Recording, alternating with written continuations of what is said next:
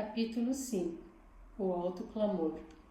Simultaneamente com o reavivamento e a reforma interior, o selamento e a sacudidura, e recebendo o impulso poderoso da chuva serôdia, o povo de Deus se lançará à sua obra evangelizadora com grande fervor nestes últimos dias. O vidente de Patmos vê o povo adventista sob a forma de 3 anjos ou mensageiros que cruzam rapidamente os céus a fim de proclamar em alta voz 3 mensagens. Estas mensagens constituem o Evangelho eterno, posto em seu marco de atualidade. Ali é mostrada a verdadeira natureza da obra do povo de Deus. Eles possuem uma mensagem de tão grande importância que são vistos como voando em sua apresentação ao mundo. Têm nas mãos o pão da vida para um mundo faminto. O amor de Cristo os constrange. Essa é a última mensagem. Não se lhes segue nada mais. Não mais convites de misericórdia a serem dados após essa mensagem ter feito sua obra. No capítulo 18, verso 1, outro anjo é descrito como descendo do céu com grande poder, sendo a terra iluminada com a sua glória. Este anjo não representa uma nova mensagem, mas um novo poder que acompanhará a pregação da tríplice mensagem angélica, de maneira que, com eficácia, toda a nação, tribo, língua e povo sejam advertidos. Isto fará que a pregação promovida pelo povo de Deus se converta num alto clamor e alcance os últimos confins da terra. Num tempo extraordinariamente breve, a tarefa será concluída. Será este um tempo especial em que a mensagem da queda de Babilônia e o chamado aos sinceros para que saiam dela serão dados de maneira clara, direta, sem rodeios. Isso determinará perseguição e controvérsia, porém o Senhor desnudará o seu braço em santidade para realizar uma obra milagrosa e para isto se valerá de elementos humildes, despojados do eu, porém cheios do Espírito.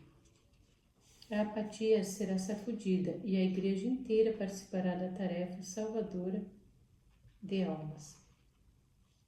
A mensageira do Senhor escreveu: não é só por meio de homens em posições de alta responsabilidade, não só por meio de homens que ocupam cargos em comissões, não só pelos gerentes de nossos hospitais e editoras que será feito o trabalho que levará a terra a encher-se do conhecimento de Deus, como as águas cobrem o mar.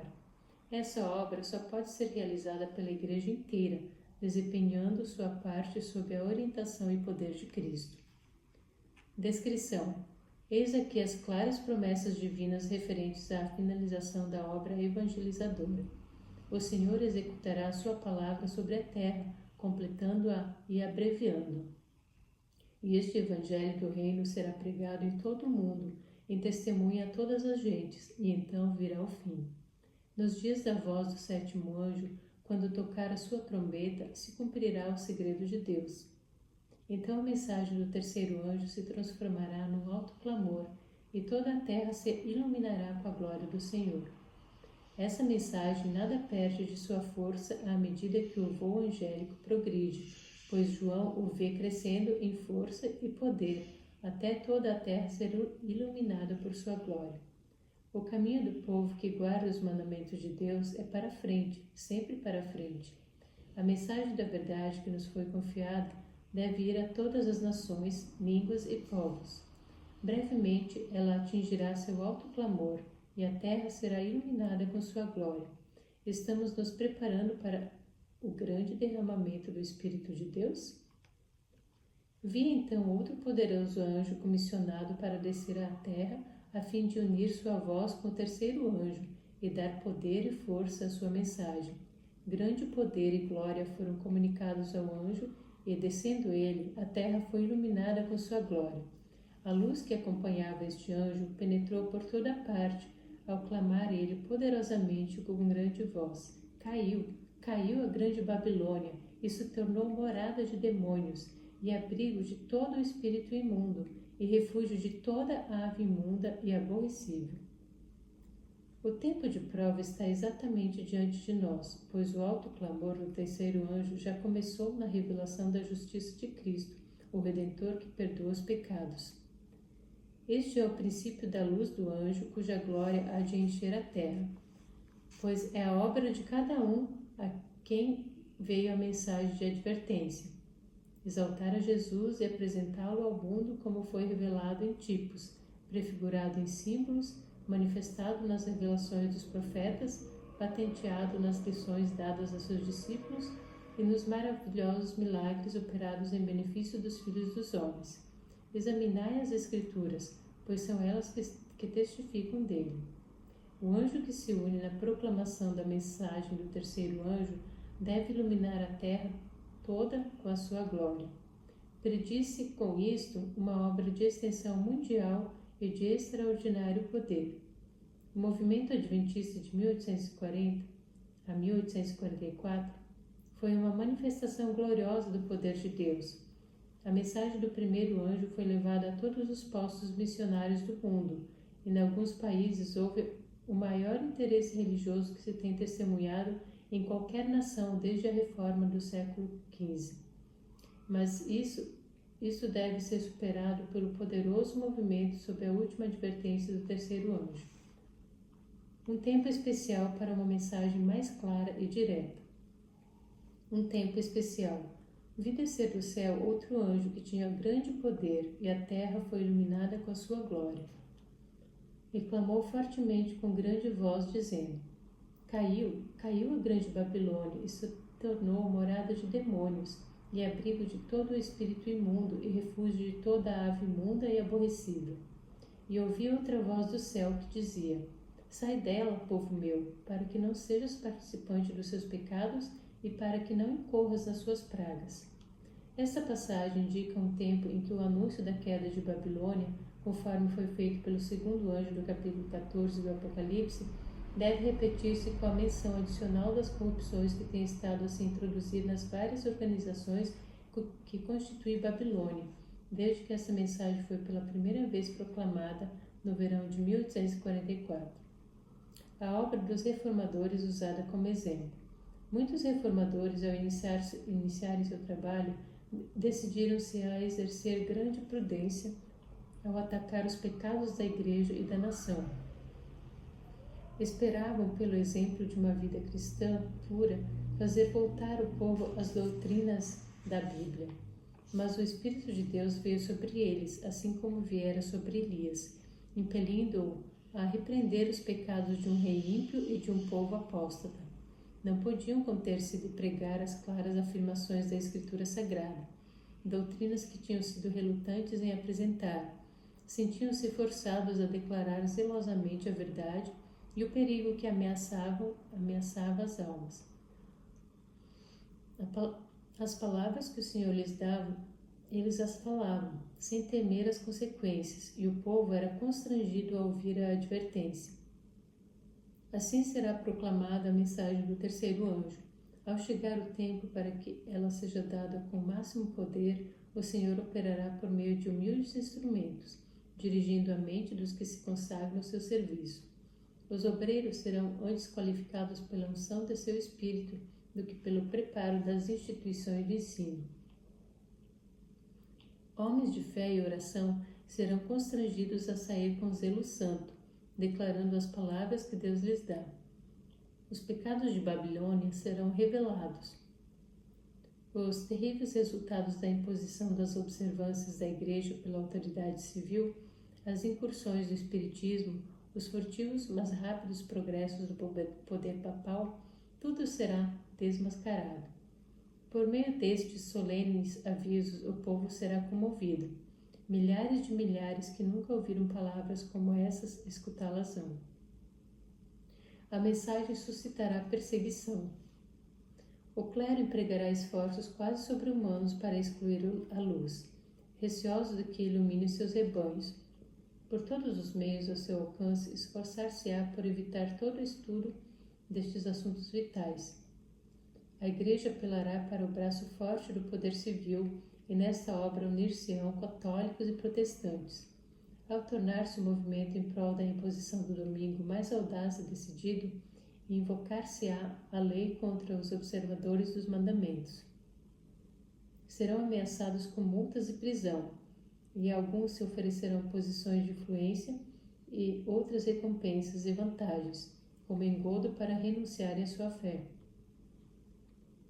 Mas sua perseverante resposta será: mostrai-nos pela palavra de Deus o nosso erro, a mesma que foi apresentada por Lutero por idênticas circunstâncias.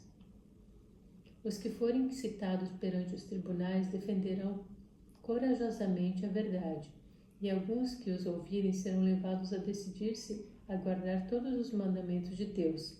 Assim a luz chegará a milhares que de outra maneira nada saberiam destas verdades.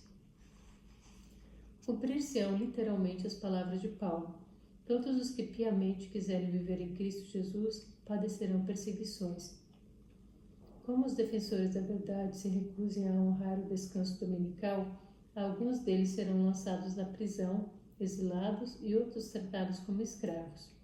Para a sabedoria humana, tudo isso parece agora impossível, mas ao ser retirado dos homens o Espírito de Deus, o qual tem o poder de reprimi-los, e ao ficarem sob eles o governo de Satanás, que odeia os preceitos divinos, hão de acontecer coisas estranhas.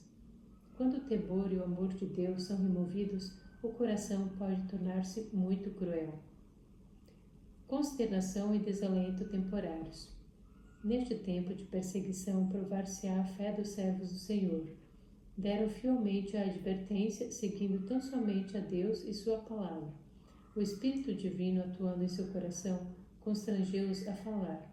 Estimulados por um santo zelo e forte impulso divino, cumprem seu dever sem deter-se para calcular as consequências de falar ao povo a palavra que o Senhor lhes dera.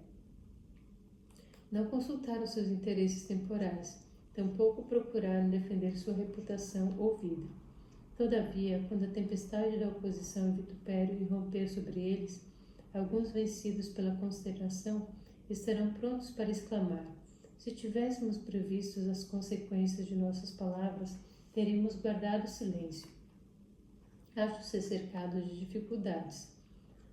Satanás os assalta com cruéis tentações. A obra que empreenderam parece muito além de sua habilidade para levarem a termo. Estão quase a sucumbir. Foi-se o entusiasmo que os animava, contudo não podem voltar. Então, sentindo o seu completo desamparo, se refugiam naquele que é poderoso em busca de auxílio. Lembram-se de que as palavras que falaram não eram suas, mas daquele que os mandou dar a advertência. Deus lhes pôs a verdade no coração e não poderiam exprimir-se de proclamá-la. As mesmas provações foram experimentadas por homens de Deus nos séculos passados. Wycliffe, Hus, Lutero, Tyndale, Baxter, Wesley insistiam em que todas as doutrinas fossem submetidas à prova da Bíblia, declarando que renunciariam a tudo que essa condenasse. Contra esses homens desencadeou-se a perseguição com fúria implacável. Não cessaram, todavia, de declarar a verdade. A mensagem será proclamada com fé e coragem. O Senhor dá ao povo uma verdade especial quando este se encontra em situação difícil. Quem ousa recusar-se a publicá-la?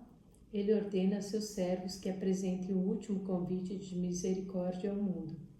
Eles não podem permanecer silenciosos, a não ser com perigo de sua alma. Os embaixadores de Cristo nada têm que ver com as consequências. Devem cumprir seu dever e deixar os resultados com Deus. Assumindo a oposição um caráter mais violento, os servos de Deus de novo ficam perplexos, pois lhes parece que eles motivaram a crise. Mas a consciência e a palavra de Deus lhes asseguram que sua conduta é correta, e, conquanto continuem as provações, são fortalecidos para suportá-las. A luta se torna mais renhida e acirrada, mas a sua fé e coragem aumentam com o perigo.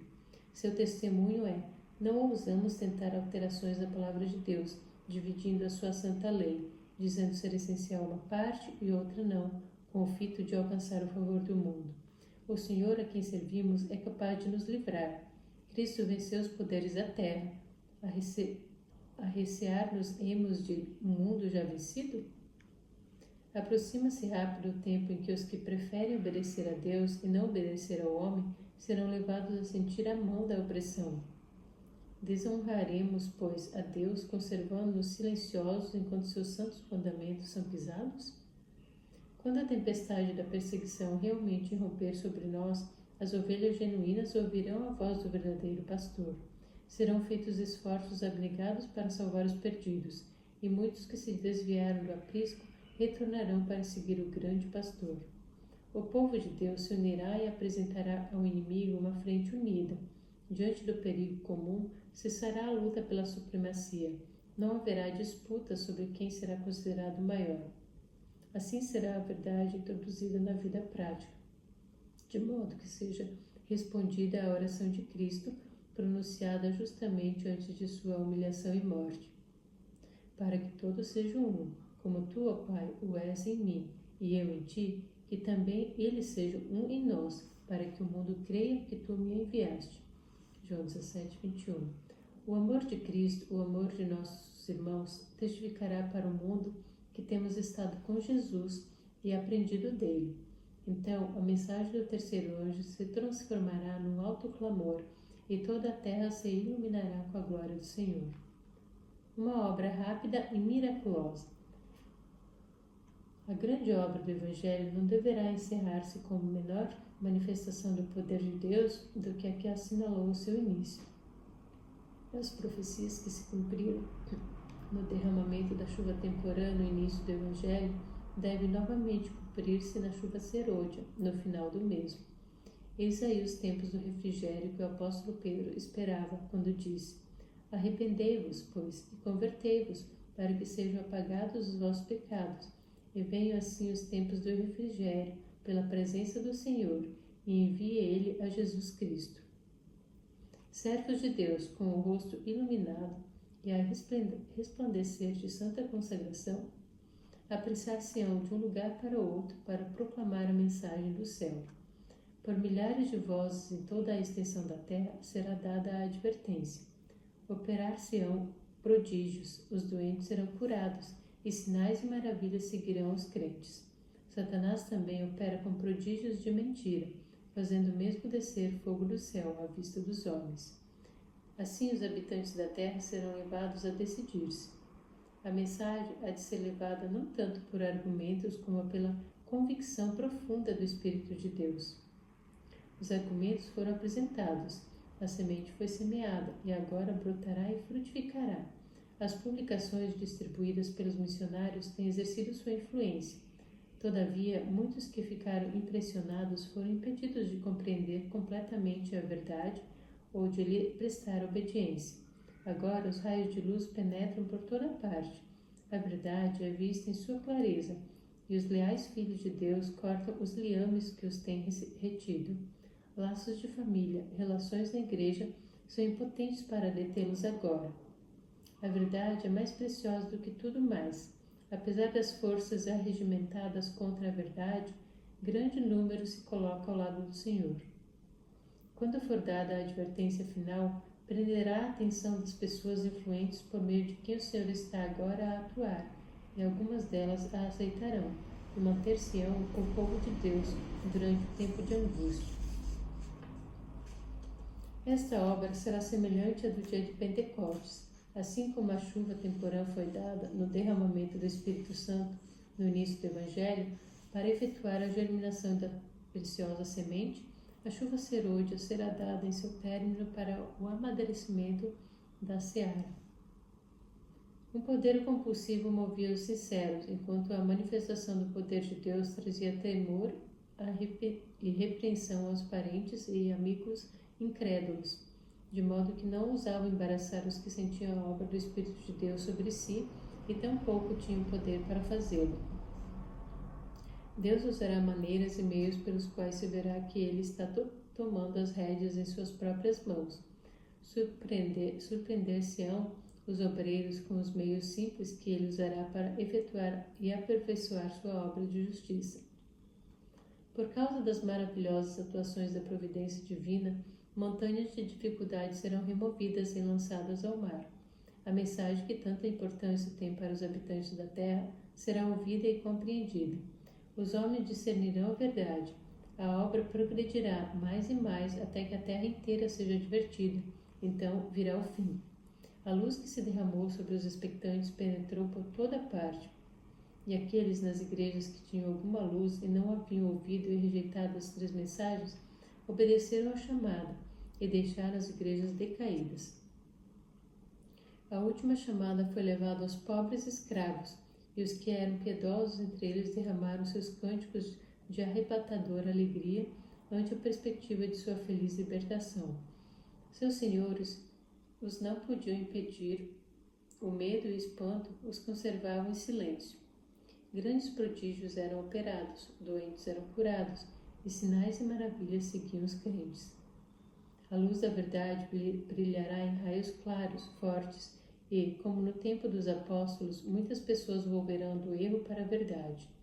A terra será iluminada com a glória do Senhor. Apesar das forças arregimentadas contra a verdade, grande número se coloca ao lado do Senhor. O Senhor convidará homens a quem deixe o arado e outras ocupações para fazer soar a última advertência para as pessoas que perecem. Há muitas maneiras de trabalhar para o Mestre. O grande instrutor despertará a inteligência desses obreiros e lhes fará ver em sua palavra coisas maravilhosas. Vi que Deus tem os seus agentes, mesmo entre os governantes, e alguns deles se converterão ainda à verdade. Estão agora desempenhando a parte que Deus deseja que desempenhem. Quando Satanás atua por meio de seus agentes, fazem-se propostas que, se executadas, impediriam a obra de Deus e produziriam um grande mal. Os anjos bons atuam nesses agentes de Deus para que se oponham a essas propostas com razões fortes, às quais os agentes de Satanás não podem resistir. Uns poucos dos agentes de Deus terão poder para derribar grande massa de males. Assim, a obra prosseguirá até que a terceira mensagem tenha realizado sua missão.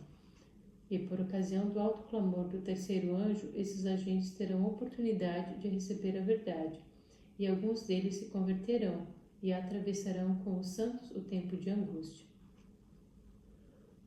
Benefícios da controvérsia.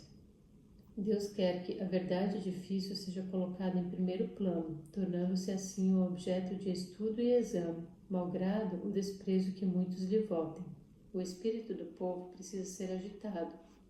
Cada contestação, cada censura, cada calúnia será um meio nas mãos de Deus para provocar curiosidade e despertar os espíritos que, de outro modo, continuariam adormecidos.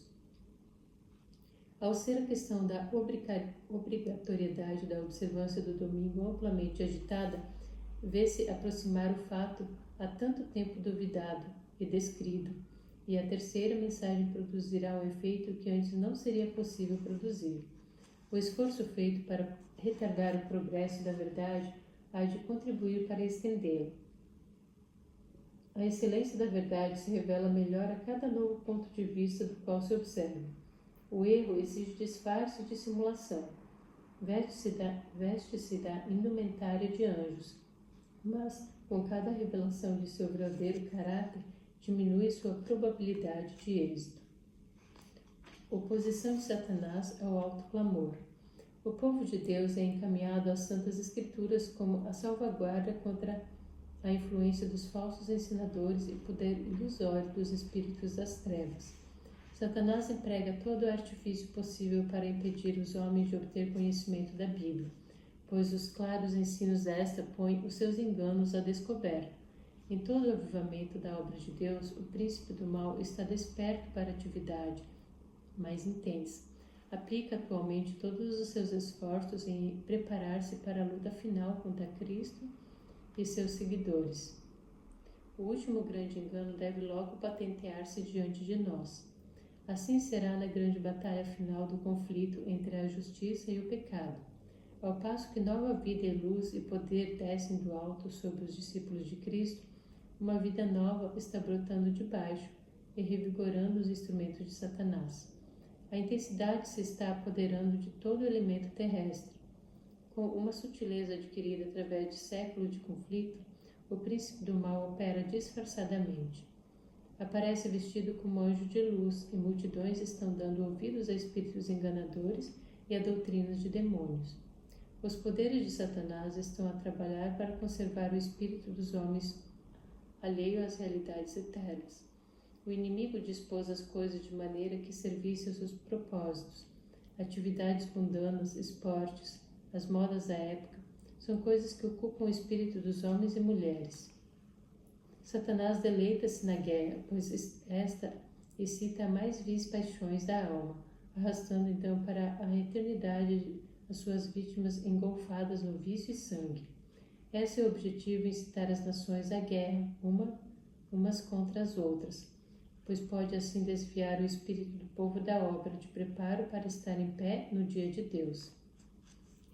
Falso revivamento religioso. Apesar do generalizado declínio da fé e da piedade, há verdadeiros seguidores de Cristo nessas igrejas. Antes de os juízos finais de Deus caírem sobre a terra, haverá entre o povo do Senhor tal avivamento da primitiva piedade como não fora testemunhado desde os tempos apostólicos. O Espírito e o poder de Deus serão derramados sobre seus filhos. Naquele tempo, muitos se separarão das igrejas em que o amor deste mundo suplantou o amor a Deus e a sua palavra. Muitos, tanto os pastores como leigos, aceitarão alegremente as grandes verdades que Deus providenciou fossem proclamadas no tempo presente, a fim de preparar o povo para a segunda vinda do Senhor.